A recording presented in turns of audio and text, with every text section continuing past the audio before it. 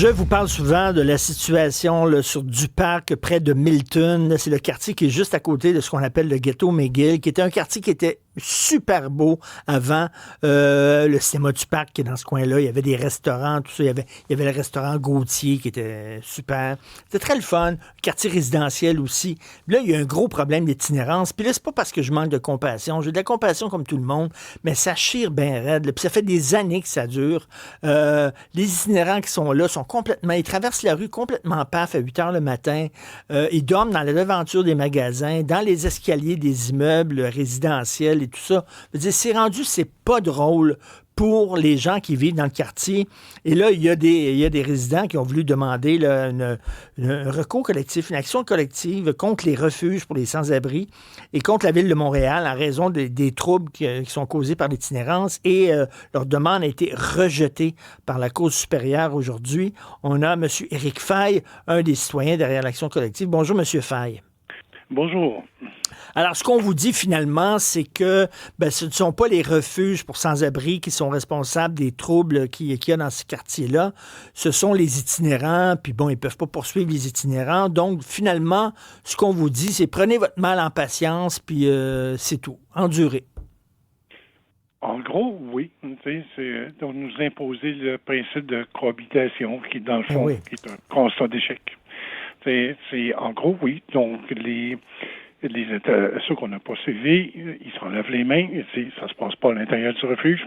Basta, on s'en occupe pas. C'est inquiétant. C'est inquiétant parce que moi, je passe régulièrement par là depuis des années et ça fait des années que ça dure et on dirait qu'il n'y a rien qui se fait. Et vous, ce que vous aimeriez, vous avez demandé en fait une forme d'indemnisation, c'est ça?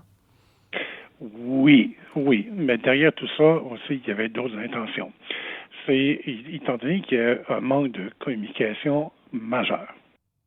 Okay? On parle des autorités gouvernementales provinciales autant que municipales, l'époque de Projet Montréal. On ne savait pas, ou encore on n'avait pas d'aide de la Ville de Montréal pour nous aider à comprendre qu'est-ce qui se passait dans notre quartier.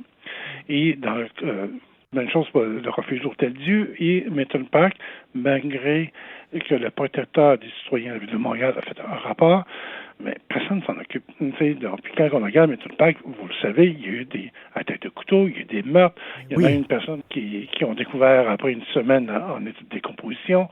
C'est dramatique, Milton Park. Je trouve ça déplorable que des gens qui se foutent de la gueule des itinérants et des résidents. C'est facile de dire la cohabitation lorsqu'on demeure pas là, mais lorsqu'on demeure là, veut dire, on voit que c'est plus difficile à faire qu'à dire.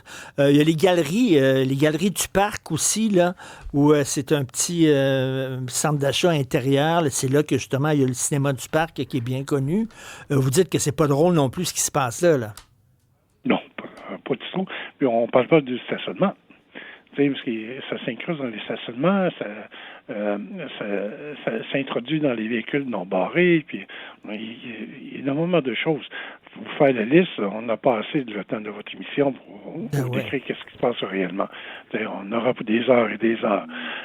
Donc, et est-ce que la situation a changé depuis que Ensemble Montréal est présent? J'ai tendance à vous dire oui. Il y a plus de patrouilles policières. Il y a eu des arrestations de revendeurs de drogue.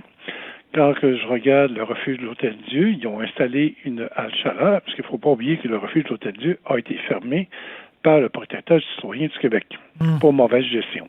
Là, quand ils ont réouvert la halte chaleur, nous avons été informés. On nous a donné des pamphlets donnant une liste de numéros de téléphone, quoi faire, tel problème, et ils ont amélioré les patrouilles policières.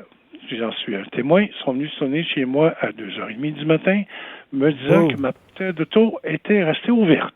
Ben voyons donc. Dans l'époque de Projet Montréal, oubliez ça.